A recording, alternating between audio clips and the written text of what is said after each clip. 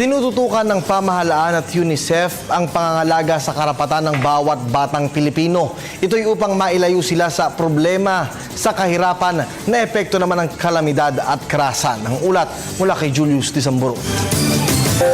No more, no more. Ito ang siyang mensaheng naisipaabot ng pamahalaan sa pakikipag-ugnayan sa ilang pribadong sektor upang pangalagaan ang karapatan ng mga bata at maiiwas sila sa pananakit at pang-aapi. Katuwang ng UN Children's Agency na UNICEF ang Department of Social Welfare and Development at Council for Welfare of Children sa pagpapatupad ng mga programa na poprotekta at tutugon sa mga problemang dinadanas ng mga batang Pilipino tulad ng kahirapan at epekto ng kalamidad. We still have undernutrition among many children.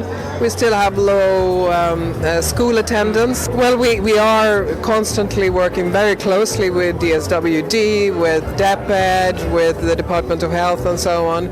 And I think we're all looking in the same direction and trying to find solutions.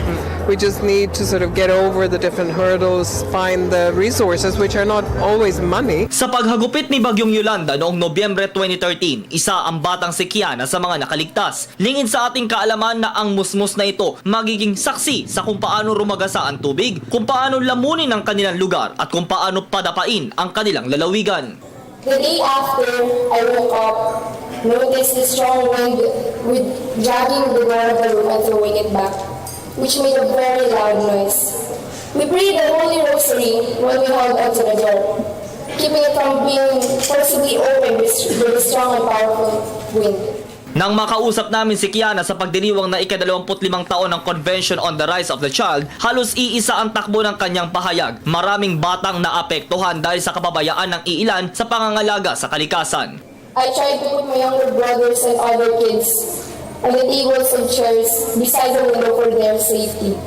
But when I looked outside the window, the water outside was black, and it was higher than the water inside the room. The rain felt like droplets of ice poking my entire face. Nakatutok naman ang mga gabinete ni Pangulong Aquino upang muling ibangon ang mga lugar na sinalanta ng mga nagdaang kalamidad. Base sa pinakahuling ulat, patuloy pa din ang ginagawang rehabilitasyon. Dito ay may ipinatayong tirahan at silid-aralan, gayon din ang pagkakaloob ng ayuda upang maipambili ng kanilang makakain.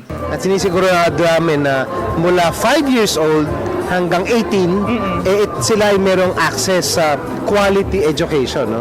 Yung tulong na talagang binubuno namin ni Sec Dinky, yung mga nahihirapan dyan, kasi sa amin, sa libreng edukasyon na sa public schools. Pero may kailangan pa silang iba. So kaya si Sec Dinky, ang kanila namang binubuno dyan, ay yung conditional cash transfer na tumutulong hindi lamang ngayon sa elementarya, isinama na nga nila yung high school.